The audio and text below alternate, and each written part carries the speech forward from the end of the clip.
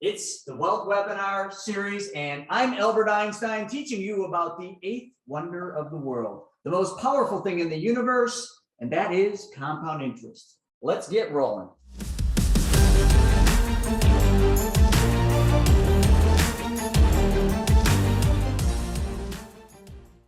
All right, everybody, what is going on? Brent and Steven, how are you? Even though I can't see you, things look good. Hey guys, doing good, man. Glad to be here with you guys the day before Thanksgiving. That's right. Happy Thanksgiving. Absolutely. It's faux turkey time. Yeah, that's No one ever laughs at that one. I think I'm the only one that's eating faux turkey. But anyway, so what we're going to do today, this is part 2 or week 2 of a 5-week series teaching you all about the infinite banking concept and also the privatized banking policies. And this is a very hot topic. Last week, we went over some really good stuff. We talked about how it works. We did some basic stuff, but each week, what we're going to do is we're going to do a real quick recap of, what this concept is and what the machine is. And then from there, we're going to keep doing more and more advanced stuff. So like behind me, you can't see this, but I've got some brand new. Now, a lot of people keep asking us, what about this 7702 change? Is this going to be bad? Is it going to be good? What's the changes? So we're going to go through some numbers of the new plan designs that we came up with. And we're going to then show, not because too many people, I think, and Brent, I want your comment on this. Too many people get hung up on the machine, the whole life, because that's what they're familiar with. That's what they know. Where that's really the least important part. What is important is what you actually do with your money. Law number 2 of wealth is you got to make your money work for you. That's really all that matters is how are you making your money work? What are you doing to make your money work? And then we can follow through with the other 6 laws of wealth and how they apply to the infinite banking concept. But I'd love your take on that. Yeah, no, Chris, you're exactly right. And, some people say whole life insurance, why would I want to use a whole life insurance policy to build my wealth? People say, I know everything there is to know about life insurance. And that's the worst vehicle that you would ever that is the worst vehicle that you would ever want to use to build your wealth. Well, let me just tell you, you do not know everything there is to know about it, because if you did, you would be implementing this. I want you to think about this concept and the product that we're using, this whole life policy. It's not brand new. It's not on trial. It's not being tested. It's not something that, okay, let's go and see how this works. No, man, it's been around for over 200 years. The Rockefellers, the Rothschilds, the Morgans, the Stanleys, the Barclays. This is what they do to build, keep, and create wealth in their families. Conventional banks are the #1 purchasers of whole life insurance in the world. Conventional banks own more in whole life insurance than all of their land and their buildings combined. And on top of that, since 2013, conventional banks have quadrupled the amount of whole life insurance they purchase. Now, they're not buying indexed, they're not buying universal, they're not buying variable, they're not buying term. They're buying whole life insurance policies in mutual companies that pay dividends. Now, it's just not any whole life insurance policy that you can buy.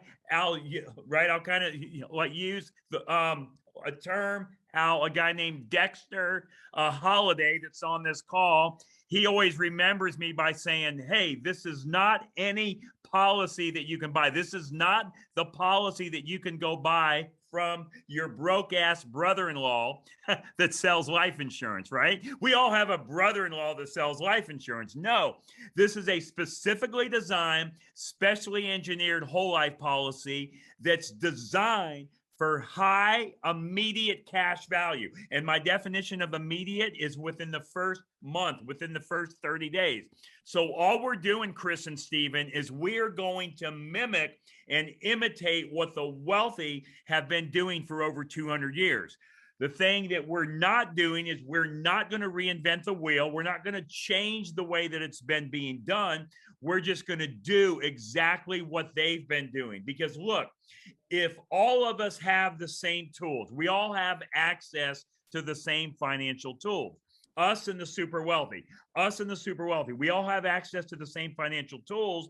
The only difference between us and the super wealthy is the super wealthy use the tools differently. So now that I know, now that all three of us, me, Chris, Steven, now we know how to play the game, all we're doing is we're going to use those tools that have been around for over a couple hundred years, and we're going to do exactly what the wealthy are doing. We're not going to work harder. We're not going to change our cash flow, take any additional risk, or lose control. We're simply adding one step in our financial life, and the product that we're going to use to build our wealth is a whole life policy in a mutual company that's specifically designed and specially engineered for high immediate cash value.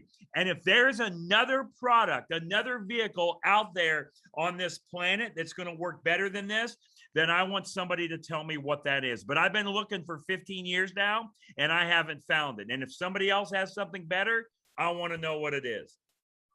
Yeah, and it's a lot of people we do a really good job of teaching this and showing people how this concept works. But I think where we sometimes fail is telling people this is all we do for clients. This is the only thing we do. We don't sell term insurance. We don't go out there and sell regular life insurance. You don't come to us for us to manage your money or roll over your 401k. We're like a heart surgeon. All we do is one thing. And that one thing we do is the infinite banking concept, applying that process, that concept to whole life insurance, but not normal whole life. Like you mentioned, it's so different in how it's built. And the biggest thing we always get, and one of the things I wanted to really hit today is why, if this is so good, because I assure you folks, and we're going to show you a couple things. If this is your first time, when you see how this works, you're going to say that looks too good to be true. But then you're also going to probably say, why haven't I heard about this before? If it's so good, how come I've never heard about this before? And it's a simple thing. Coming from somebody like Steven and I, who were financial advisors for a long time, I will tell you that we were never taught this.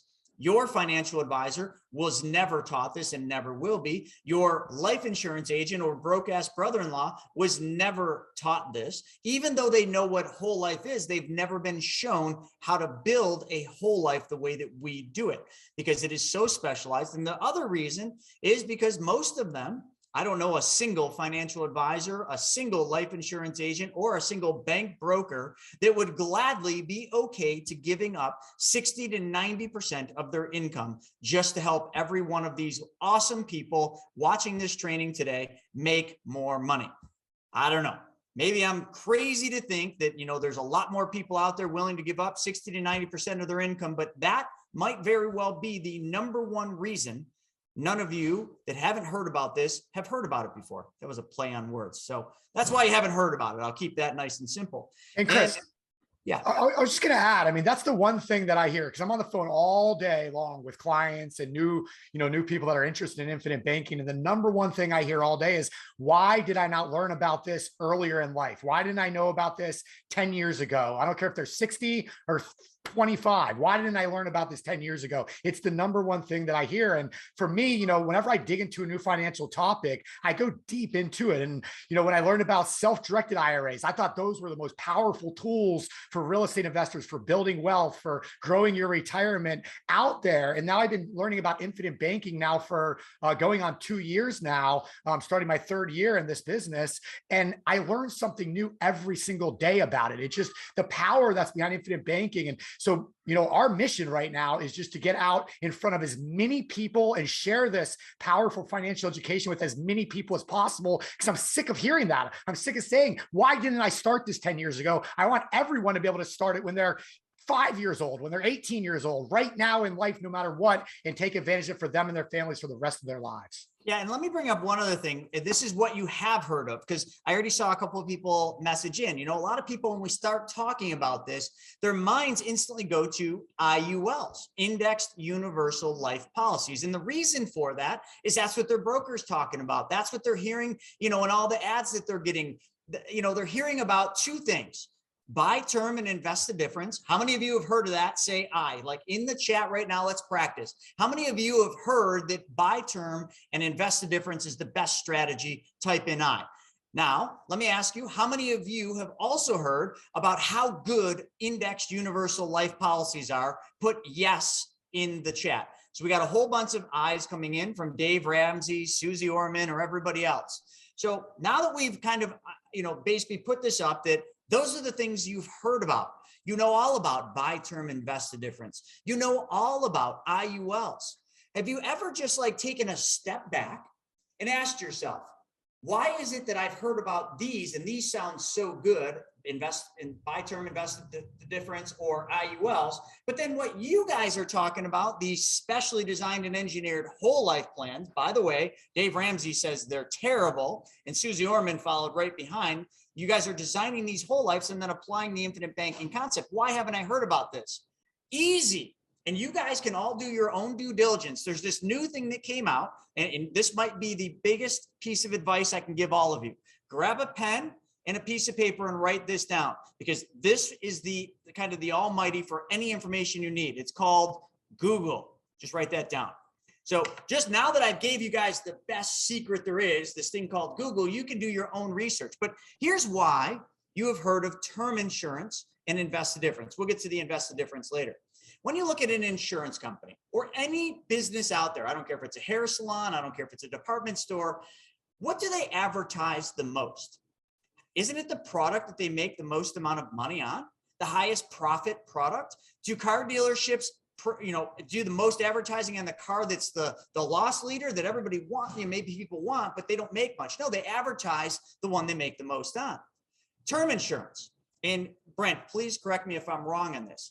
I think it's something like 1%, okay? 1% out of 100%, only 1% of all term policies are ever paid out on. And correct me if I'm wrong, I might be off a percent or two. I believe it's under 2%. Yep.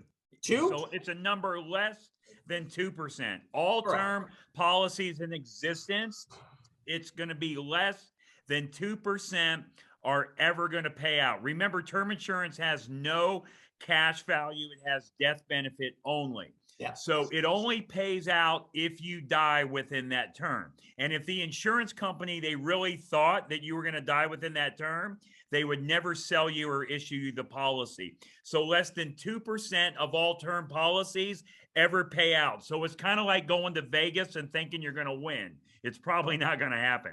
And the only way you win is if you die, okay, just in that term. So yes, so that would be a way to overcome and beat the insurance company, but it would not be an exciting way to do it, would it? All right, so I was off a little, we're splitting hairs here, but it's a little less than 2%.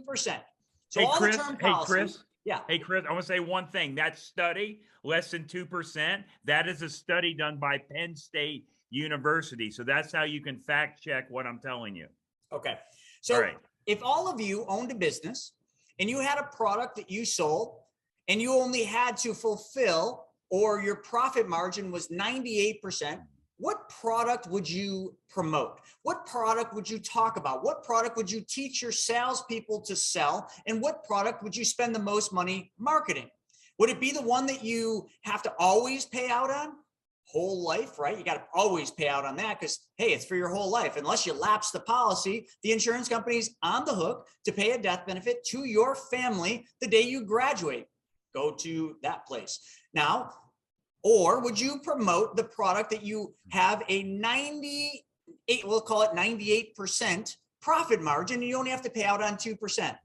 Don't worry, I'll wait. What's your answer? Which one would you promote, train on, and sell and talk about? The one that you're always got to pay out on, that's the least profitable, or the one that you have to never pay out on, or pay out on only 2% of the time? Stupid way to look at it, right? But then, like, let's just say you promoted this product, this high profit term policy product, but then you're like, yeah, but then all these people are saving way too much money because they're not giving us anything more than the premiums. Even though that premium that we're getting for the term is really profitable, why would we let them keep the rest of the money? So then what they've done is they've done a very good job of teaching you and conditioning you and training, I call it brainwashing you, to give up control of your money and put it into mutual funds.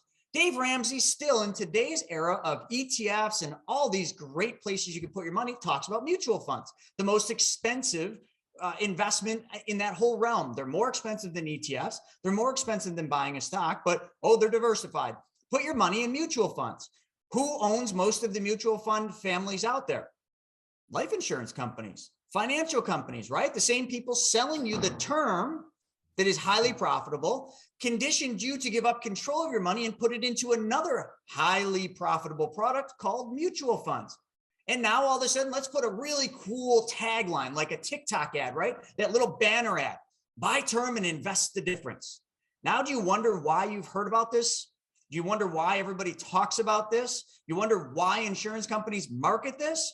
Let's move on to the next one. Indexed universal life, the hottest product on the market in the broker world, the financial advisor world. Wonder why? Well, look it up, folks. But what is the commission on an IUL policy? Well, I will tell you, it's anywhere between 90 to 120% of premium. So we're going to be talking a moment about a policy here that somebody puts $120,000 in the first year. So if you were making 90%, let's just round it down to 100 for simple math. You were putting $100,000 in premium into an IUL product, right? Because it's been pitched as this great thing. Do you realize that that advisor more than likely made $90,000 to $120,000 commission? Now let's do that same math real quick. If we were to sell you one of the products that we do, a custom, specially designed and engineered whole life policy, and we put 100,000 into it, let me just do the math real quick. Times 11, and yeah, I'll just give you the gross. Now, if we did that same policy that advisor made 90 grand on, and we designed it for the same premiums, all the same metrics, we would make, and this is the gross before it hits the grid, $4,400. Would you, if you were an advisor, would you talk about the one that paid you $90,000, or would you talk more about the one that paid you $4,400? Let me ask you. I mean, I'm not very good at math, but I think I'd talk about the one that paid me 90 to 120,000 because, hey, now I can go buy a new car just off one commission. That's a pretty sweet deal for them. And it's a pretty sweet deal for their brokerages. And it's a pretty sweet deal for the insurance companies that are creating these products, because you don't have access to much of your money in the first couple of years because of surrender charges. So now, do you understand why you know about IULs, but you never heard about what we talk about with these stupid, specially designed and engineered whole life policies? Folks, I'm just trying to take the blinders off and help you see what's really going on out there, because you know what? You've been lied to your whole life. And if you want to keep getting lied to, well, I can watch the numbers. We got about 134 people on here. If that's not cool with you, if you just want to keep giving other people your money and you want to keep less of your money so that your advisor gets more, bye. Get off this live, because this is not for you. Now that we've got rid of, all the people that I should give a sign that says I'm with stupid. Okay. Now that we've got rid of the stupid people that really want to keep their money, now we got the right audience. This is why we do what we do, folks. And, some people say to us, Brent, they say, well, if you guys are giving up so much of your commission, like, how do you guys make a living? Like, if you're only getting, whatever, $397 per 10,000 in premium deposits, how do you guys make a living? It's simple, folks. Albert Einstein talked about it. Everybody talked about it. It's called numbers. Lots of people. There are a lot of people out there that need their money problems solved. This concept, the infinite banking concept, founded and pioneered by R. Nelson Nash, solves your money problems. So if we can just solve more people's money problems, we can make money ourselves. And if we solve a lot of people's money problems, guess what? We make a lot of money. And we do. About 200 lives every single month are the number that we're helping. So now you can see, it's not about us hitting home runs and everything. It's about us literally hitting inch bunts. Every single day, we hit an inch bunt, if you will. I think Kelly Cardenas says it best. Like, what does he call it? Inch miles or whatever it was? Doesn't matter. We just hit little base hits or little bunts along the way and help a lot of people do that. So now that we've got the main things, because I just wanted to help all of you understand why you haven't heard about this, but why you've heard about the great buy term, the invest the difference, why that's the greatest thing, and why you've heard about this greatest product called an IUL. Now you understand. And folks, if you really want to dive into IULs, we just created a great video, a factual video with a client that actually has an IUL. And we just did a side-by-side factual comparison. That video will be up on my YouTube at the Chris Naugle very soon, but we have IUL videos there. So Brent, where should we go from there? Sorry, just had to get that out of the way. Yeah, no, absolutely. Excellent. And Chris, I think the one thing that we should say, because I'm just kind of taking a look at a couple of the questions coming in the chat box, and so the name R. Nelson Nash, right? So when you asked that question, or again, not asked, but when you mentioned R. Nelson Nash, there was people on there that did not know who R. Nelson Nash was. So what that tells me is that not everybody on this call has watched our full presentation, whether it's my presentation or your presentation. I'm hoping that somebody, Hannah, Stephen, Gabby, whoever is on, can go in the chat box and give them access to our full presentation, because you really got to see that to be able to see how all of this works. But R. Nelson Nash is the grandfather, the godfather, the Mac Daddy, as you will, of this infinite banking concept. And he wrote a book here called Becoming Your Own Banker by R. Nelson Nash. Now, about 2.5 years ago, we lost Nelson it was March of 2019 at age 87 years old. So you got to add this book to your wealth building library, Becoming Your Own Banker by R. Nelson Nash. And if you have not seen our presentation, either mine or Chris's, out there, you got to go and watch that. You can go to the website, themoneymultiplier.com, and find it there. And also, Chris, I think we should do it, because I think last week we forgot to do it. But Chris and I actually, about 1.5 years ago, we wrote a book called Mapping Out the Millionaire Mystery. And all you got to do is email us, either email Chris at themoneymultiplier.com or Brent at themoneymultiplier.com. And the thing we'll do is send you the ebook of the book that Chris and I wrote, Mapping Out the Millionaire Mystery. So the more you get around the campfire and drink the Kool-Aid, the better this stuff gets. So yes, we definitely want to make sure people have seen the main content of what this is that we're talking about. So I think, Chris, a couple things just to add on to, as far as why haven't people seen this or the information that's out there?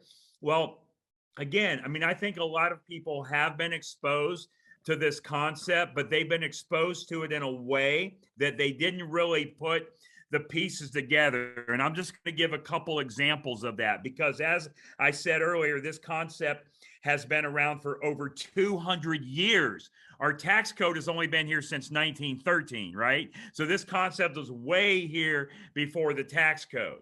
But anyway, there's a book out there, and it's okay. So anyway, this book is written by a guy named Robert Kiyosaki. A lot of people have heard of Robert Kiyosaki because he wrote the book Rich Dad, Poor Dad. All right. Well, he wrote another book called Second Chance. Well, this concept that we teach here at the Money Multiplier is exactly what Robert Kiyosaki talks about in that book called Second Chance. He talks about turning all your liabilities into assets, every depreciating asset into an appreciating asset. So that's another book that you want to add to your wealth building library, is called Second Chance. Okay. Now, also another book by a guy named Tony Robbins. You guys have heard of Tony Robbins, right? He wrote it's called Money Master the Game. Money Master the Game.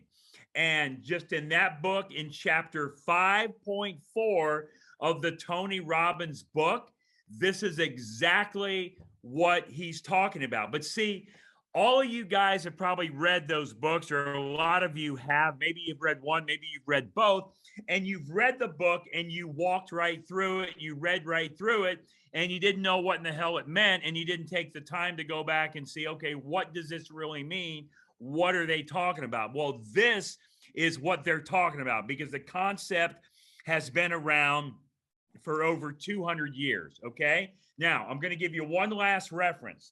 A lot of people that we talk to, Stephen and Chris, they're all like, well, I'm putting my money in a 401k, an IRA, a qualified plan, right?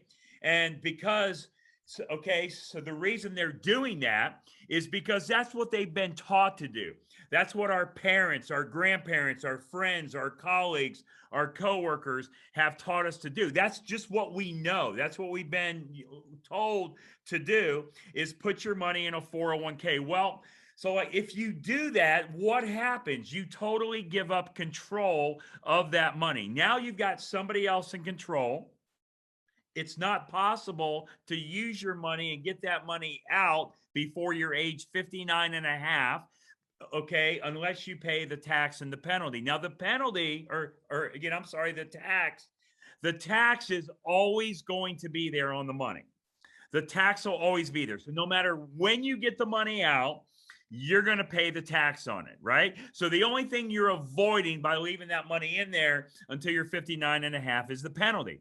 But the tax is always going to be there. And so what's going to happen to taxes? Are they going to go up or are they going to go down? That's right. They're going to go up. That's the history.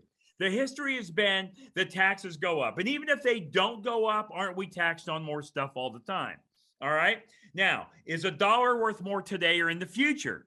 It's worth more today. And if you ever think about that, right, or again, if you ever forget that, think about how many candy bars you could buy 20 years ago for $1, how many candy bars you could buy today for $1. Now, let's say if you have a choice, and okay, as far as paying tax, all right, so would you rather pay tax on the small amount of the seed or the large amount of the harvest? You would rather pay it on the seed. Well, anytime you put money into a 401k, IRA, or qualified plan, you are violating all of those, because what you're doing is you're giving up your good dollars today to get paid back with non-guaranteed dollars in the future. And when I say non-guaranteed, I mean is your dollars in your 401k, your IRA, qualified plan, are they ever guaranteed? The answer is no. Well, yeah, actually, yes. All right. There is one thing. So all those dollars are guaranteed to never go below zero. But how exciting would that be if that actually happened? Wouldn't that suck? That would totally suck. All right. And then the thing you do is on those plans, the thing you're doing is you're paying tax, not on the small amount, but the large amount. So instead of paying tax on the seed, you're paying tax on the harvest. So I'm just trying to get you to think about what's going on. Now, I'm going to say one last thing and then I'll change to something else. So like on those plans, those IRAs, 401ks, qualified plan. So all of you guys on the call today, are you aware of who like started the plan called the 401k? There's a guy named Ted Benna. Go look this up. His name is Ted Benna. Ted Benna is the one that started the 401k. Now, there is a book out, and I don't know, Chris, how long has it been out? 3 or 4 years? But anyway, this book by Ted Benna, it's called the 501k plan. Now, the 501k, you're thinking, what in the hell is a 501k? I've heard of 401k, but what's a 501k? Well, the 501k is nothing real. It doesn't exist. But Ted Benna, the inventor of the 401k, here's what he says in this book called the 501k. Ted Benna says, he says, look, back in the day when I designed the 401k plan, I designed it in a way not to be used how it's used today because of the government intervention and the restrictions and what you can or cannot do with a 401k. He did not invent it to do exactly how it's working now. So Ted Benna says, now again, guys, keep in mind, this is the inventor of the 401k plan. I didn't say this. Ted Benna said this. The inventor of the 401k plan says, look, I would not he says the thing is, I would not continue to contribute to a 401k. Now, again, this is something he invented. I would not continue to contribute to a 401k. Instead, what I would do is I would put my money into a 501k. Well, what's a 501k? Well, that's just his terminology, his verbiage for a whole life policy in a mutual company that pays dividends. Exactly what we teach, eat, live, and breathe every day of the week. So here, the guy that invented the 401k, Ted Benna, says, no, Don't put your money in a 401k. Put it in the 501k instead, i.e. whole life policy in a mutual company that pays dividends. And not only does Ted Bennett, not only does he tell you to do that, Ted Bennett goes on to say that 75% of his net worth, 75% of his net worth is in his 501k, aka otherwise known as, i.e. whole life policy. But guess what we do? Guess what we all still continue to do? We're all the same damn limerick, and we follow each other. We just continue to follow what everybody else is doing. We continue to put money into the 401k, the qualified plan, and give up control of our money. We pay tax on the harvest and not the seed. And all of our money is controlled by someone else. Why do we do that? Why do we act that way? Because we're afraid to change. Listen here, ladies and gentlemen, boys and girls, the cheese has been moved. The cheese has been moved. That is no longer the right thing to do. Now, let's say you think it is the right thing to do. It's okay. Continue to do it. I mean, if you love your 401k, your IRA, your qualified plan, your stocks, your bonds, whatever you put money into, it's okay to do it. But all we're saying is add one additional step. It's not necessary to change what you're doing. Just add one extra step. Put your money into the whole life policy that's designed and specifically designed and specially engineered for high immediate cash value. Put your money there first, and now go put it into those other vehicles. That's it. That's all we're doing. Yeah. So, I mean, one of the things, we're often talking about 401ks, like that, what the 501k book talks about, the founder, is there maybe not the right choice for you, or maybe you shouldn't be putting as much as you are. I just had a client on the line the other day. They were maxing it out, putting $19,500 a year into the 401k just because that's what they were told to do. And then when we got talking and they watched this 90-minute video that we always talk about, it's on themoneymultiplier.com or chrisnaugle.com. We're always talking about that. She started saying to herself, well, why am I giving up so much control of this money? I mean, that's money that I could be using and paying off debts. I could be buying real estate, all these things that she wanted to do that she really couldn't do because her money was being put into a 401k. And I said to her, listen, 401ks aren't the worst thing ever. Let me ask you a question. What is your match? So she actually went to her HR and found out her match was 4%. I said, 4% is free money. So whatever you need to put in to get 4%, that's the most you should ever put in. So when she figured it out, it was 5%. So they did 50 cents on a dollar, the first percent, and then dollar for dollar thereafter. Whether or not that makes sense to you, it doesn't matter. She got 4% for free by putting in 5% of her paycheck. I don't care how good Brent is. I don't care how good Chris and Steven are. We can't give you free money. We can show you how to take back a lot of money and make your money work for you, but we can't give you free money. The 401k with a company that matches, that is free money. But if you look at your 401k and you're putting more into your 401k than what they're giving you for a match, you really need to look at yourself in the mirror, read that book, 501k, and start asking yourself why. The most common answer is, well, there's two, because that's what I was told to do, because that's everything I've ever heard to do. And then the last one is, I need a tax deduction. But the tax deduction thing is the biggest lie you've ever been told. You're putting away money today that can't be used till 59 and a half, however long that is into the future. And when you put that money away, sure, it's going to go into mutual funds. And we had somebody on here a little bit ago that was kind of, talking about how he doesn't want to take advice from people that wear flip-flops. I'm like, okay, well, then see you later. I said, bye-bye. But anyway, he was talking about how his 401k's mutual funds made him 34%. Awesome, dude. Should I pat you on the ass or the back and just say, good job? Everybody made money. It's a bull market. Like throw darts at any chart of any mutual fund. Congratulations, you made money with everybody else. But what happens when the market isn't making money? What happens when you're not in a bull market? Are you making money? Did people make money last year when COVID hit? Did people make money in 2008, 9, 10? Did people make money in the early 2000s? No. And when they lost, their money had to work twice as hard for them to get back what they lost. Now, back to the 401k. You put money in because you get a tax deductible contribution. Great. You're putting that money away, giving up control of it, and getting the deduction on today's tax rate. I will promise you that is the lowest your taxes will ever be. I don't care if you make more than 400 or less than 400. I don't care what side of the fence you're on. You are going to pay more in taxes. As a matter of fact, you already are. Look at the gas pumps. Look at the food prices. You don't think that's a tax? It's called inflation. It's a hidden tax. Your money will evaporate because of taxes. And when you take that money out after 59 and a half, after all those years of giving up control and playing the market, the ups and the downs, and watching your money go up and then evaporate and then go up and evaporate, it's a great feeling. Then you go to take the money out and you realize, wow, I'm taking the money out at a higher tax rate than what I put it in. And folks, like maybe we couldn't have said this in other times in history, but that is going to be your reality. That's what's going to happen. So I always question, why would you give up control of your money, put it into a 401k above and beyond what they're giving you for free in a match? Where's the logical sense after you really dissect the pros and the cons of doing that? Maybe you have reasons, but your reason is not, I made 34% last year. You guys are fools that wear flip-flops in the summer. Since when is that bad? I'm sorry, dude, that your advisor doesn't wear flip-flops.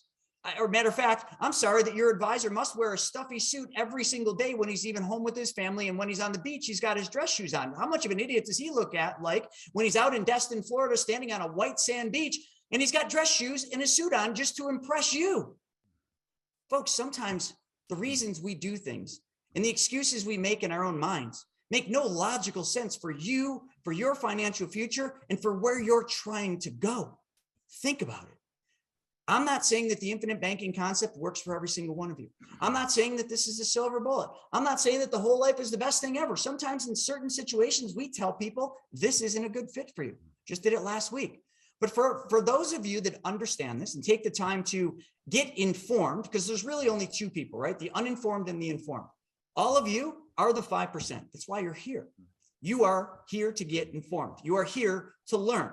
And that is one of the most powerful things I can tell all of you you could ever do, with the exception of one additional step. That one additional step above and beyond that powerful thing of getting informed and learning and getting knowledge is applying that knowledge. Listen, I don't care how many of you that know how to swim or don't know how to swim, but imagine before you learn how to swim, people were telling you, okay, there's the breaststroke, there's the backstroke. You could learn all these from a book. You could watch YouTube videos on how to swim.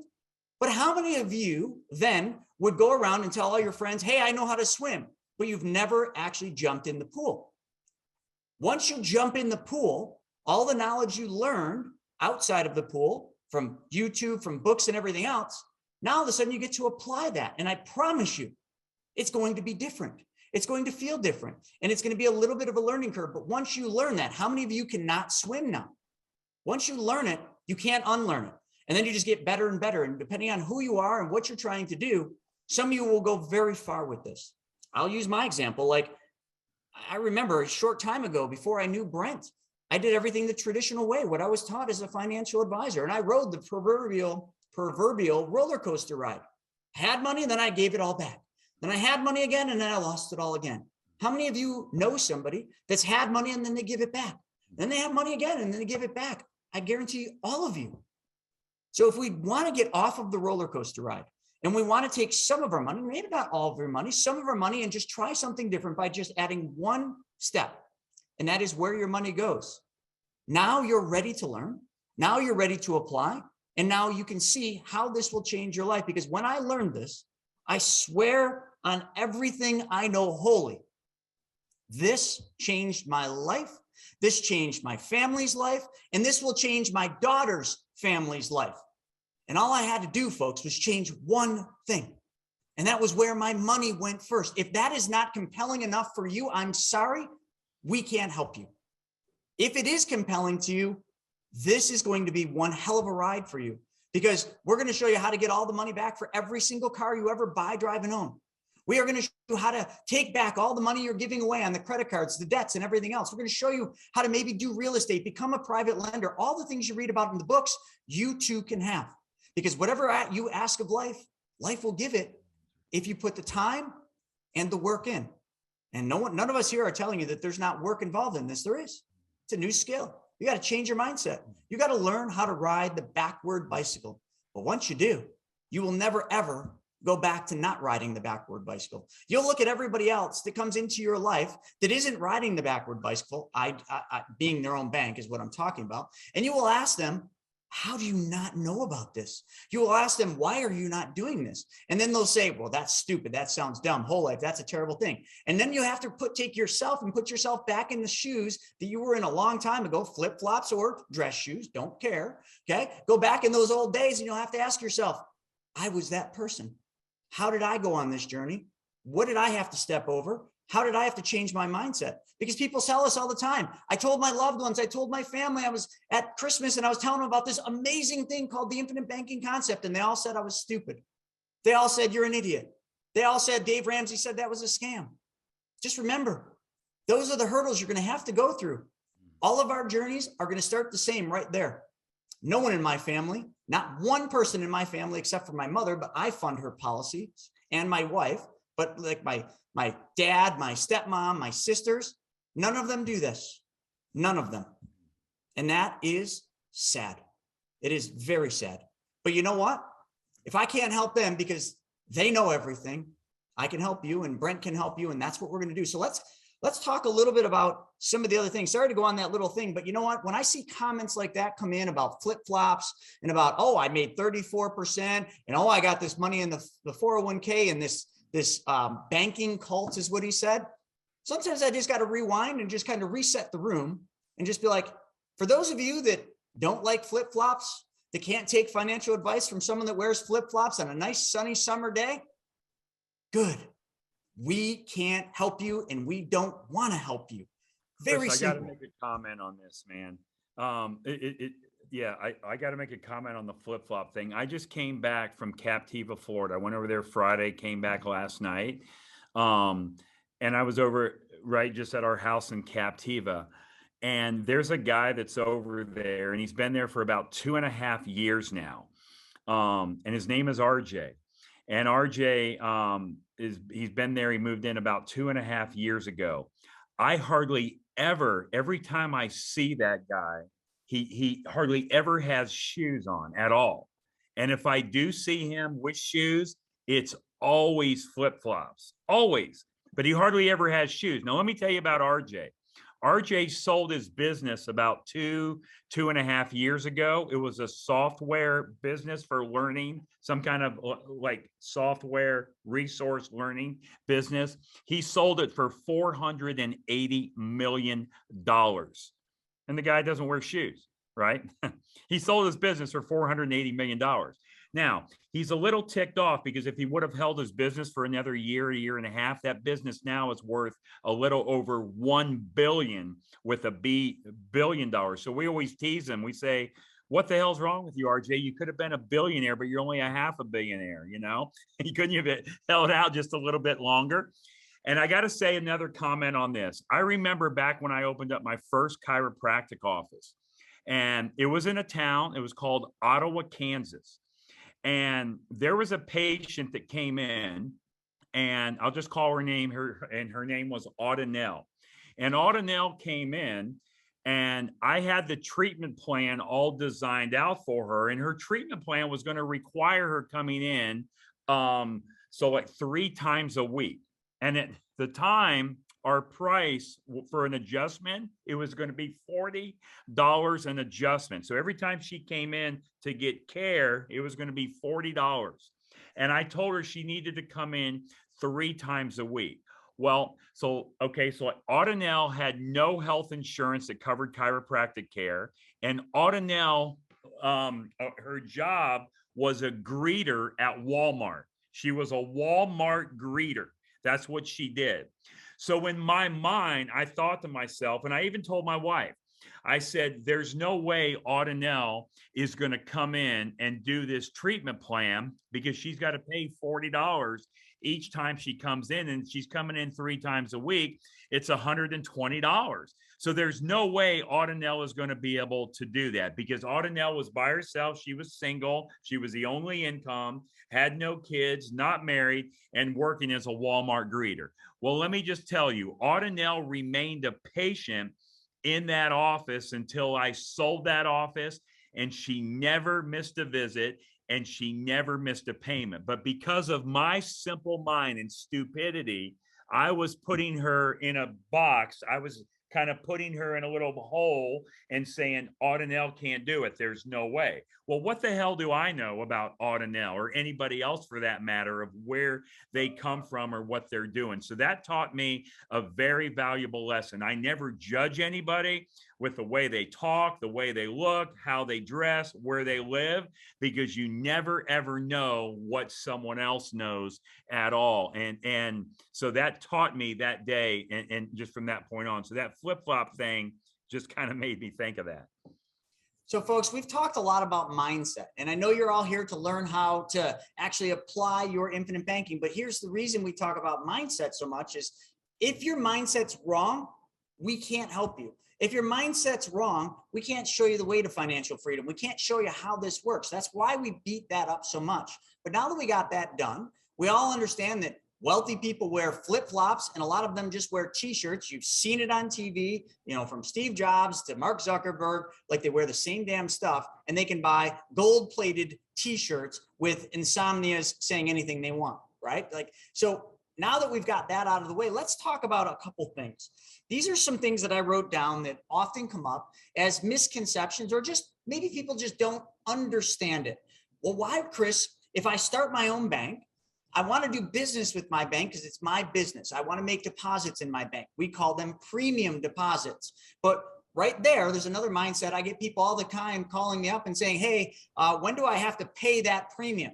I stop them immediately. It's like nails on a chalkboard. I'm like, pay what? You mean deposit your premium deposit in your bank? Because paying something is like, I hate it.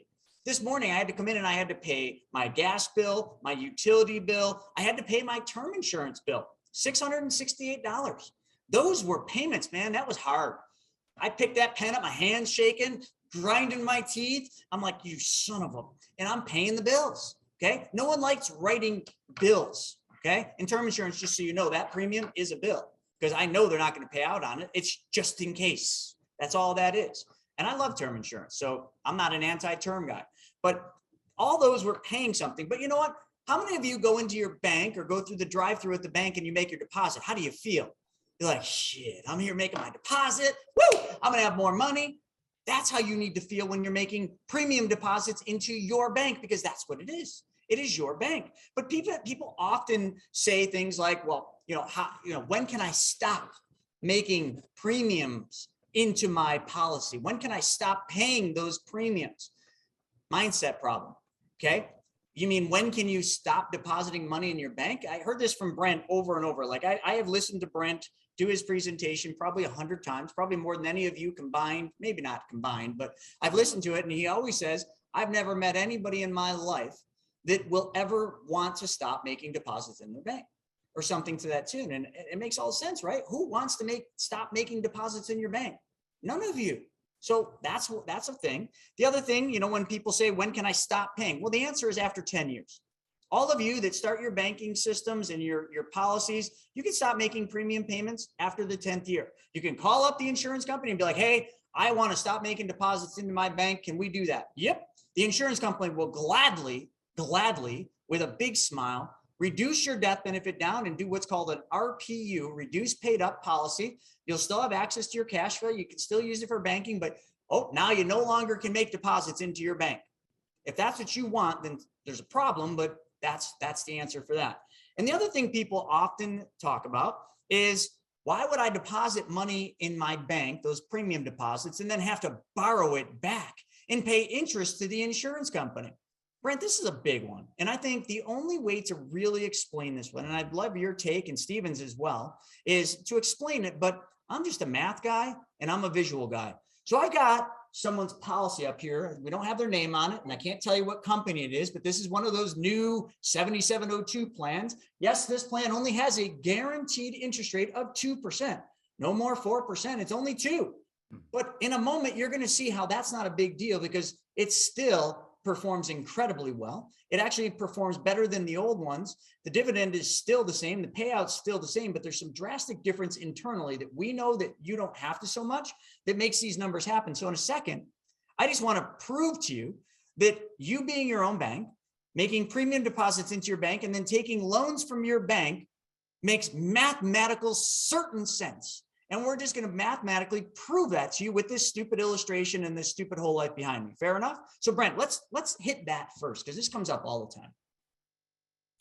Yeah, got it. So, and yes, it does come up all the time where people say, hey, I borrow and I got to pay interest, right? Well, you got to remember exactly what you're doing. The thing that you're doing is you're putting dollars into your policy, into your account, right? So like, just like Chris said, you got to think of the premium payments as a deposit. It's a deposit and not a payment. Yes, it is a payment, but in your mind, you have to think of it as a deposit. And tell me what word you like better, payment or deposit? Yes, deposit. Have you ever made too many deposits in your bank account? No, never, right? So now the thing you do is you put money into the policy. And now what we're going to do is take a loan. We're going to borrow from the policy, but we're not taking our money out of the policy. No, no, no. We're not taking our money out of the policy. We're simply going to put our policy up for collateral and take a loan from the general fund of the insurance company. So all of our money that we put in is still in there, and it's still growing at that guaranteed compounded growth rate plus the dividend. So there's no interruption of compounding whatsoever. Now, I don't know of another vehicle on this planet that allows you to do that. In other words, what they allow you to do is they allow you to put money into something. It's going to grow internally tax-free, and the government is completely out of your hair. Because remember, the dollars that you pay premium with are dollars that you've already paid tax on. You've already paid tax on that money. Now it's growing internally inside of the policy, and a loan is never taxable, right? I mean, so nobody's paid tax on a loan. And then eventually at the time of death, it's not a, okay, so like it's not an if, it's a when. Whenever you die, pass, graduate, whichever word you want to use, the death benefit will pay off any outstanding policy loans, and the additional money will go to your beneficiaries tax-free. Now, if you choose to pay your policy loans back, in other words, if you choose to be honest banker with yourself, then all that money that you pay back is yours to use right again away.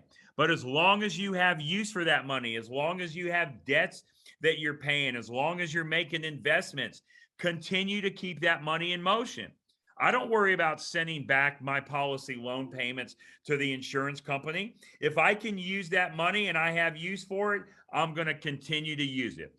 It is only at the time when I have no use for that money that I'll send it back to the insurance company. But as long as I can use it, I'm going to continue to use it, because all of my money is growing inside of that policy, growing tax-free, and the government is completely out of my hair.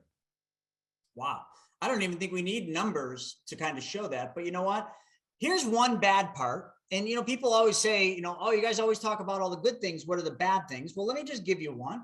The first year you make a deposit, you will not be able to use all of your money. I know. What a tragedy, what a terrible thing that is. So you mean to tell me, Chris, this guy deposited $120,000 in the policy the first year. And I have two examples, one, which is a bigger one, and I have a much smaller one. Okay. Because people are always like, oh, can you show numbers of something that the average person can do? I've got that. We'll get there. But this person puts $120,000 in. And in the first year, they can only use roughly about 91, a little more than 91% of their money. Absolutely. I know it sucks. You put in 120 and you only have 190 to use. If you're that person, which is rare, if you're that person that goes to your bank and you take your money into your bank, okay, all your savings, and you take your savings and you give it to the bank, and then intentionally, you make sure that before the end of the year, you go back into that bank, and just to say that you could, you take all of your money back out.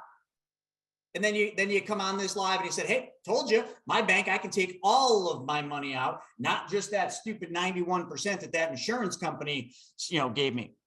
If that's a problem, this isn't going to be good for you, because building wealth is a marathon. It is not a sprint.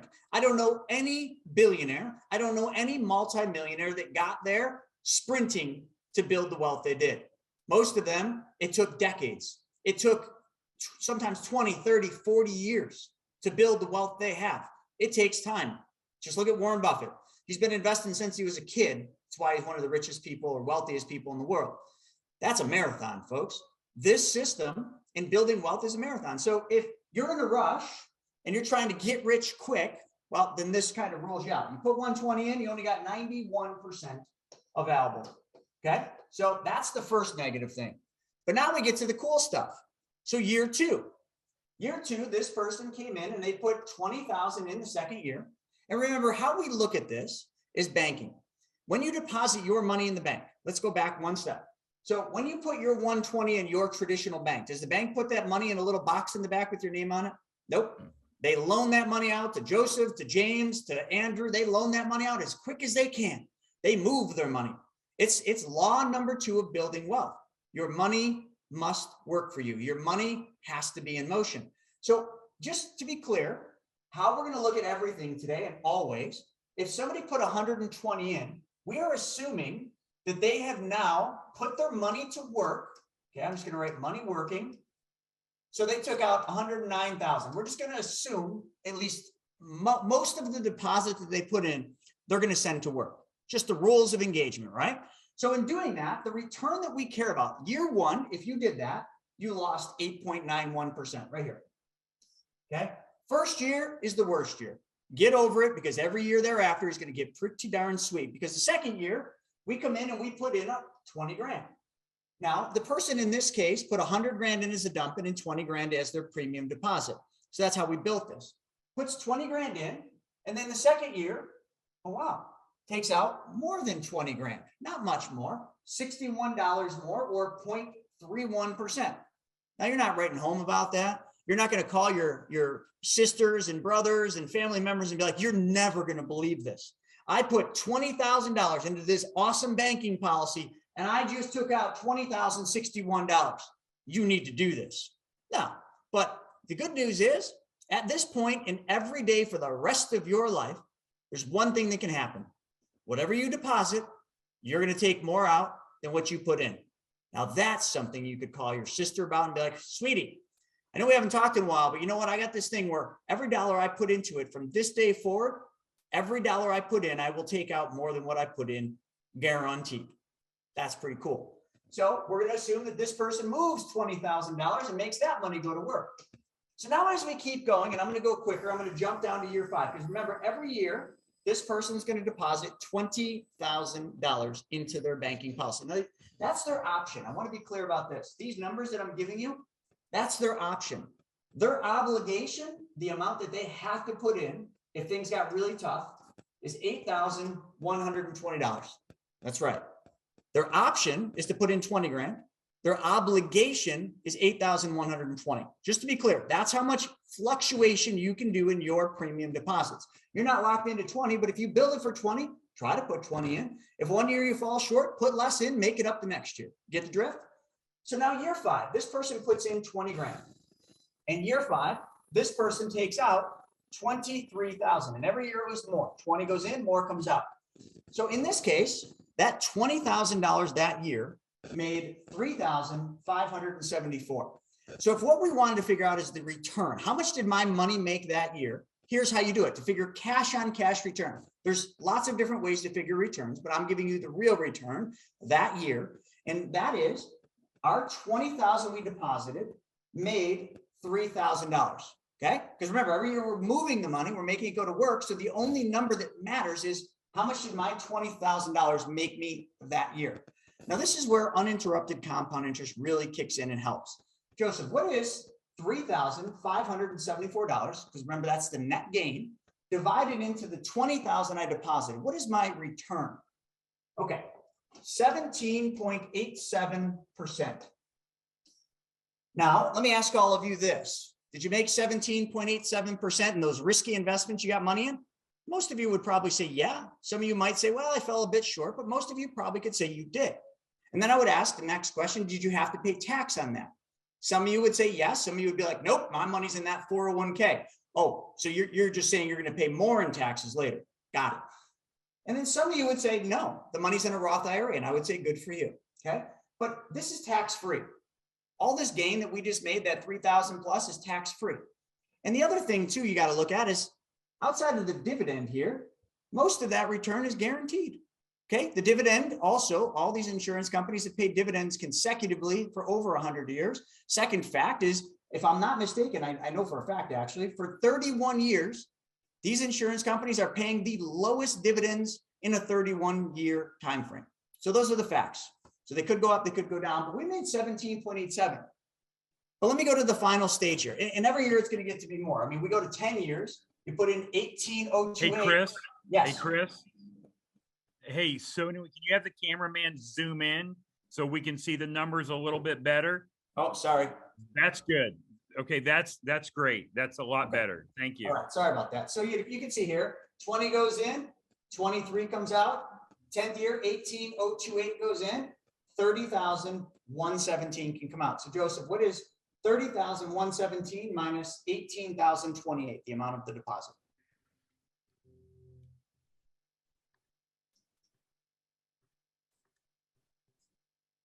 12,000. Now, can you do 12,089, I believe was the number, divided into 18,028?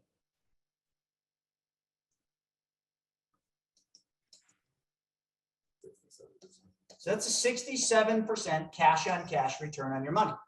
All I'm trying to show you is that every year, your money makes more money. Every year, the only thing that can happen is you can make more. That's it. Nothing else can happen in this equation. And it's all tax-free. But now, when you take the money out, because a lot of people try to catch us here. They're like, oh, in that 90-minute video, the chiropractor took all these loans out. You never once talked about the interest that was charged on those loans. Of course we did. Of course we do. We always talk about the interest and the cost of capital. And what is it?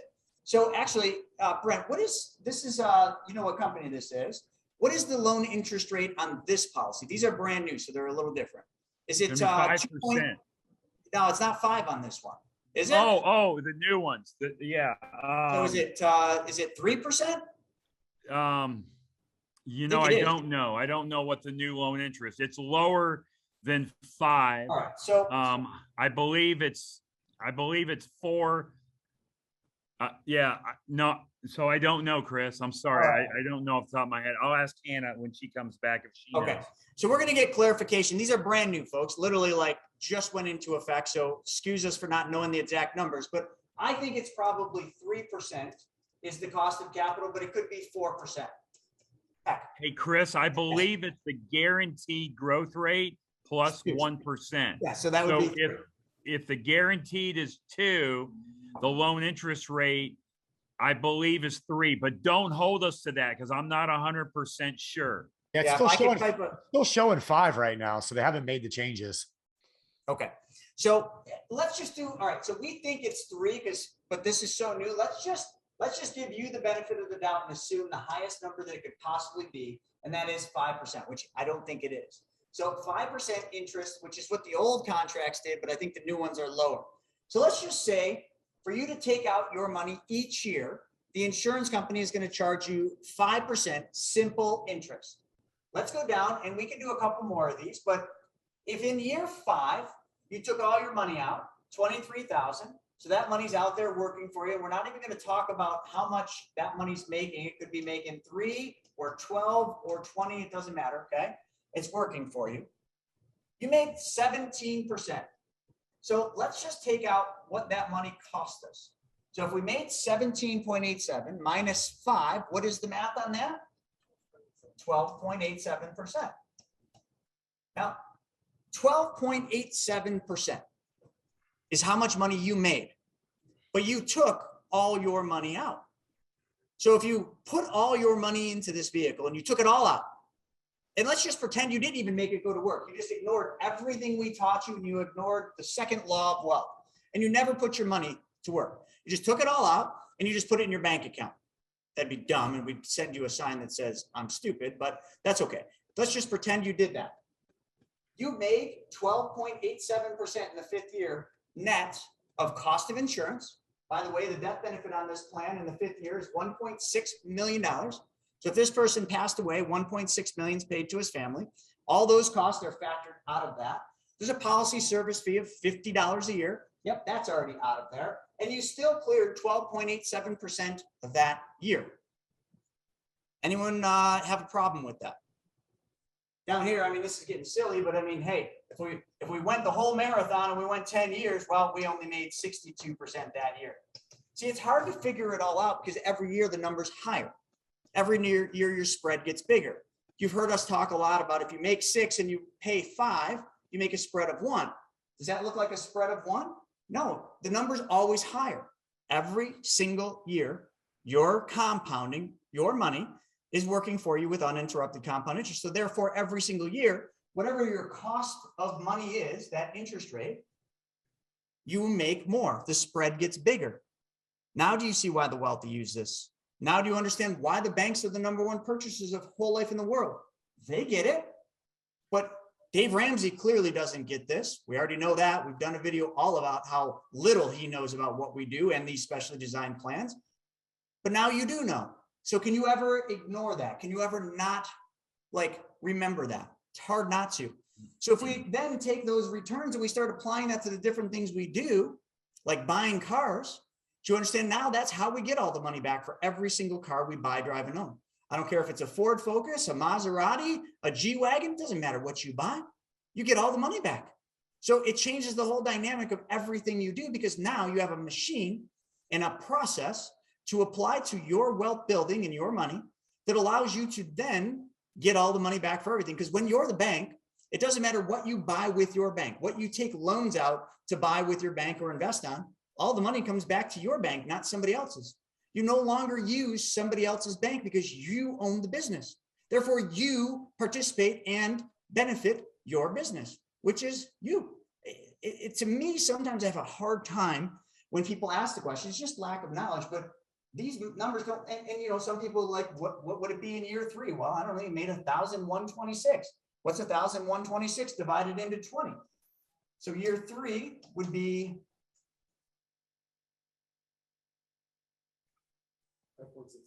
5.63. Okay, so that's the 3rd year. So if it cost you 5, you only made 0.63%. How many of you, let me ask this question, how many of you are getting 0.63% or 63 basis points on the money that you have sitting in the bank and you're checking your savings account? Say aye.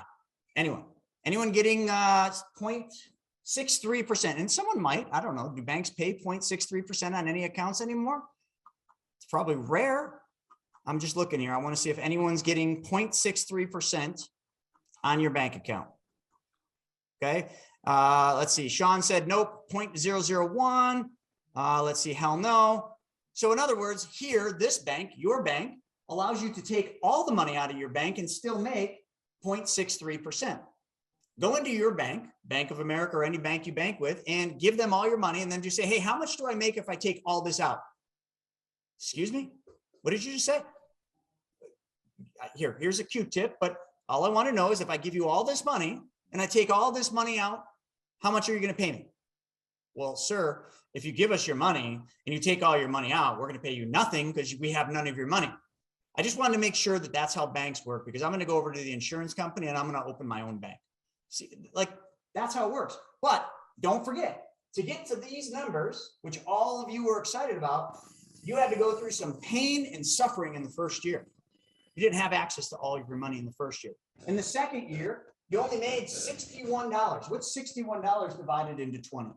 It's a super low number. So if you took all your money out in the first year and you took all your money out in the second year, it cost you something. It cost you money. That's the pain. That's the suffering. That's the journey you have to go on in order to get something that will pay you for the rest of your life. So you give up 2 years of gains, okay, that you potentially could have made somewhere else, but really you didn't. I'm just saying, to get paid for the rest of your life, no matter what. That's what you have to go through. That's the worst part about this. So when we talk about the bad things, that's the worst possible thing. For 2 years, you lost money if you took all your money out. Brent, Chris, can I add a couple things? Yeah, I talked way too much. No, you did great. It was awesome. Fantastic. I just wrote a couple notes as you were talking.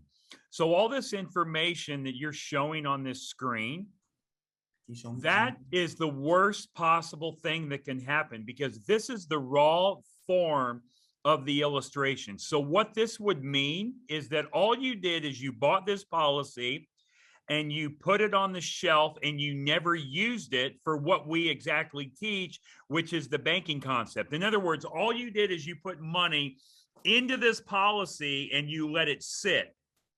But that's not what you're going to do. What you're going to do is you're going to put money into the policy and you're going to borrow out from the general fund of the insurance company to go buy the things you're buying in life anyway, to pay your debts, your expenses, your investments, whatever it is that you're doing. And when you do that, and when you play honest banker with yourself, in other words, honest banker is when you borrow from yourself, what you should do is pay yourself back with interest, right? Yeah, you should, but do you ever do it? No, most of you don't do it.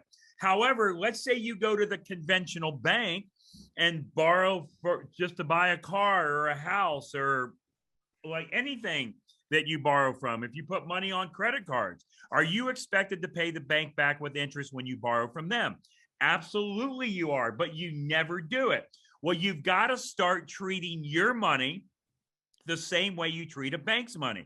So in other words, anytime you borrow from yourself, pay yourself back with interest, because if you don't, then what you're saying is that your money is not as valuable as the bank's money. So we got to start treating our money the same way we treat a bank's money. And when we do that, all of these numbers that Chris is showing you, they only get bigger. The cash value increases, the loan availability increases, and the death benefit increases. So what you're seeing right here, what Chris has just showed you, this would be the worst thing you could do. This would be the worst thing, is to buy the policy and just put it on the shelf. But as you're seeing, it's not a very bad deal, even if you do that. Now, I'm going to tell you a couple pages in this book, R. Nelson Nash, Becoming Your Own Banker, if it didn't make sense what I just said. Okay, all of you, you got to get this book, Becoming Your Own Banker by R. Nelson Nash, and it's going to be the 5th edition. On page 54, page 59, 60, 61, and 62. I want you to look at all 5 of those pages. Page 54 is the worst. That's exactly what Chris just showed you on the illustration. On page 59, he uses the policy to buy one truck, okay? And he pays himself back for that truck the same way he would pay a bank. So all the numbers are bigger on page 59 compared to page 54. In other words, it works better. Then the next page is page 60. He's going to buy 2 trucks. Well, the numbers are even bigger because he's buying more stuff that he has to buy in his life anyway. Because see, the guy owns a trucking business. So he has to buy trucks, tractors, and tree shears. And as each page goes up, the numbers get bigger. What numbers get bigger? Not the outlay. No, not the outlay. The outlay is the same for all of them. But all the amount that he's using from the policy, he's borrowing more money to buy the things he's got to buy in life anyway, and he's paying himself back with interest the same way that he would have paid the bank back. So all of those pages, as it goes up, the numbers get better because he's buying more of the stuff that he has to buy anyway. And guess what he did? All he did was add one step in his life. No, he didn't change anything. No, he didn't change anything. He added one simple step in his life. He bought a stupid whole life insurance policy and he used it for his own banking system. That's it. One simple step. He didn't have to change his cash flow. He didn't work any harder, take any additional risk, or lose control. He added one simple step in his financial life. So I just wanted to make that point clear. And there's one other thing that I wanted to touch on, what Chris said back in the beginning. He said when people sometimes say, oh, well, if I put in $1 into the policy in the first year, I can't borrow the full $1 out. No, you can't borrow the full $1 out. But let me ask you this. Let's say you go open up a checking account at your local bank wherever you live. Let's say you open up that checking account today and you put in $1 into that checking account. Well, are you going to go to the bank and then take the whole dollar out so your balance is zero? That would be stupid. You're not going to do that. So you're going to leave some money into the bank, aren't you? You're going to have to leave some money into the bank. And if you don't leave a certain amount in the bank, they're going to do what? They're going to charge you their monthly service fee or their maintenance fee or their transaction fees, right? So that's crazy. You would never put a dollar into the bank and expect to go out the next day or 10 minutes later and write a check, would you? Well, a lot of you guys are afraid to make deposits. You're afraid to put capital into your policy, i.e. your banking system. All we're doing is capitalizing. Now, so like I like to use this analogy. I want you to think about going to college. I'm sure a lot of you guys have went to college, right? And I want you to think of the profession that you went to college for. And I'm going to use my example as a chiropractor, okay? I went to chiropractic college. Now, it cost me money to go to chiropractic college, did it not? Absolutely it did. How much are you guys, and again, okay, so guys, a question for you. How much in my very first year of chiropractic college, now, again, hear my question, my first year of chiropractic college, how much do you think I made treating patients? Zero, right? Because I'm not licensed. I'm not allowed to get paid treating patients. I would, right? So I would go to jail for practicing without a license. So I made zero. How much do you think I made in just my second year of chiropractic college treating patients? Zero. My third year, my fourth year. What did I make? Zero. But I paid all that money out to go to chiropractic college and I made zero. Well, why in the hell did I do that? Why would I go spend all that time, all that energy, all that money? Why would I go to chiropractic college for 1, 2, 3, 4 years plus and make zero? Because the thing I wanted to do is I was capitalizing my education. I was capitalizing my education today so I could provide a much better life for myself and my family in the future. And that's all you're doing here, guys, is you're capitalizing a policy so it gives you and your family a better life in the future. Now, it doesn't take you 2, 3, 4, 5 years. As Chris said, you start using the money immediately. And what's the definition of immediately? Within the first 30 days. But a lot of you guys don't even think twice about going to school, spending time, energy, and money to capitalize your education. But when somebody says, oh, I got to put premium dollars in a policy and I can only get out 60, 70, 80%, whatever it is, you guys freak out. Why are you doing that? Why are you doing that? This is all you're doing is you're capitalizing your banking system. All right. So I just wanted to bring that up.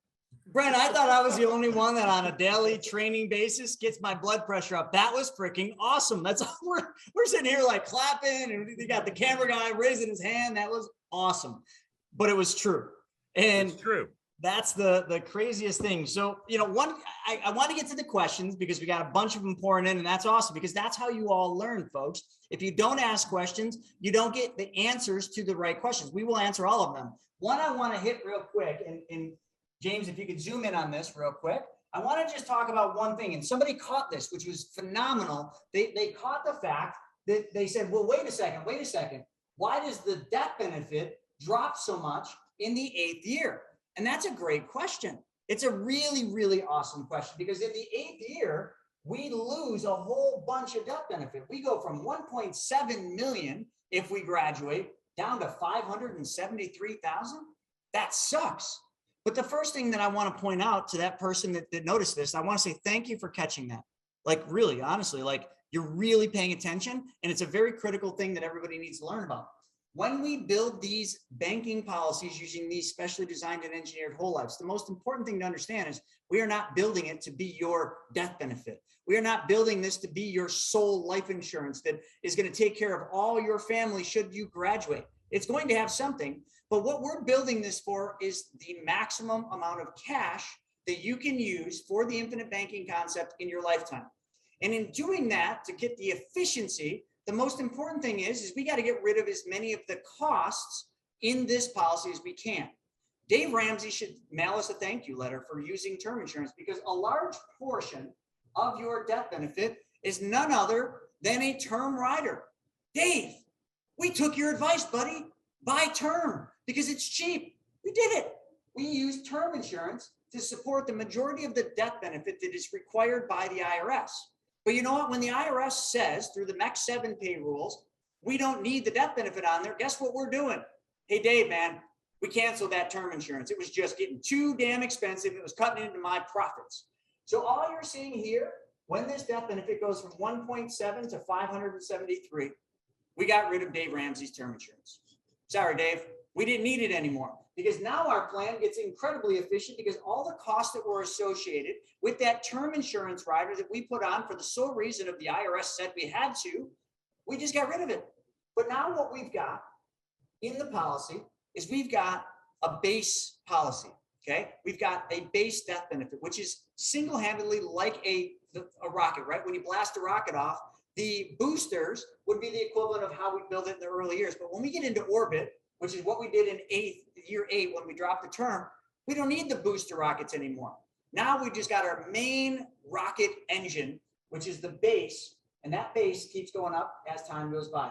Every year that you make premium deposits into your bank, your death benefit goes up, and we got rid of all the extra costs that those booster rockets, i.e. term insurance, were costing you. Because does everybody understand that term insurance, every single year that you get older, and by the way, there's no way to beat that. So tomorrow or next year, I'm going to be 45.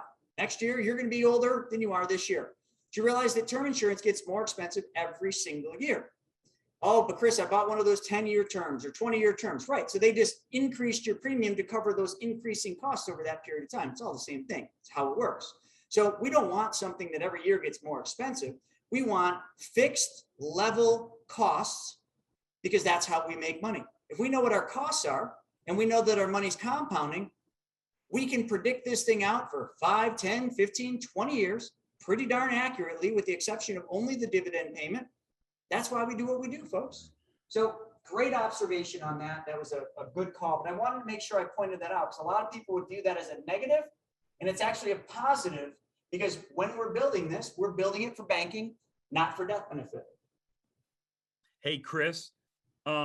Anyway, I know the question and answers are coming, and I have a hard time keeping up with all the questions. I can't read them all that's coming in, but one that I saw, and I think you should definitely address it. There was one person that asked, I think her name was Monica, and she said, and actually it was in the Q&A, it wasn't in the chat. And Monica said, hey, who should I go to about buying one of these policies and starting this? So I think you need to explain, hello, this is what we do. This is 100% what we do. Can you explain that, either you or Steven? Maybe Steven wants to take this one. Yeah, Steven, please, because this is something I'm obviously not very good at telling people, because people always ask us, hey, this is so great what you're teaching. Who do I go to get one of those?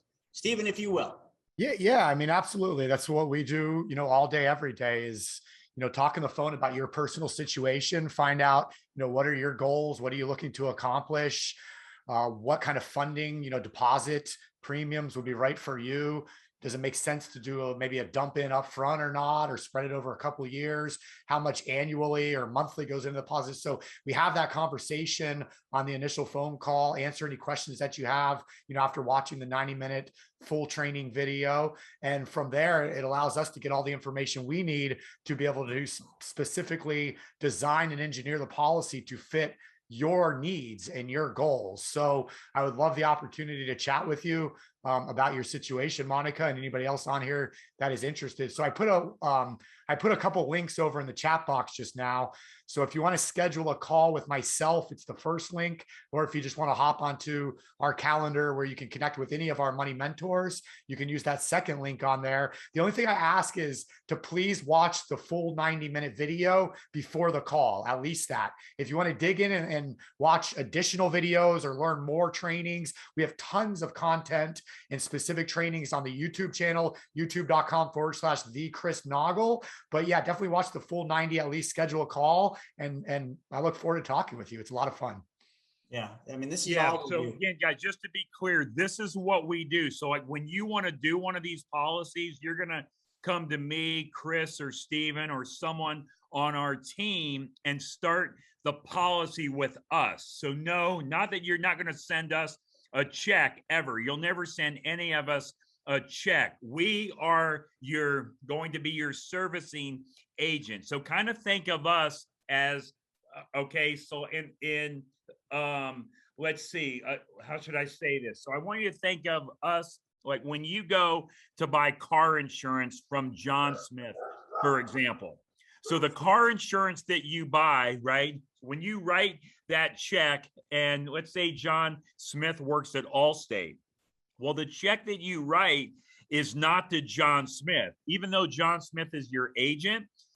Okay, John Smith is not who you write the check to. What you do is you write the check to Allstate, and Allstate pays John Smith a commission. So that's how we get paid. We get paid exactly the same way your car insurance guy or gal gets paid. We get paid a commission on the policy. You will never write any of us a check for a dime. The check goes to the insurance company, and all of us here at the Money Multiplier, we write for about a half a dozen different insurance companies. So if you work with us, you're going to work with one of the companies that we write business with, and the check goes directly to them, not to us. What we do is provide you the service. We provide you all of the policy tools that you'll see on our website, themoneymultiplier.com, or watching like all the videos.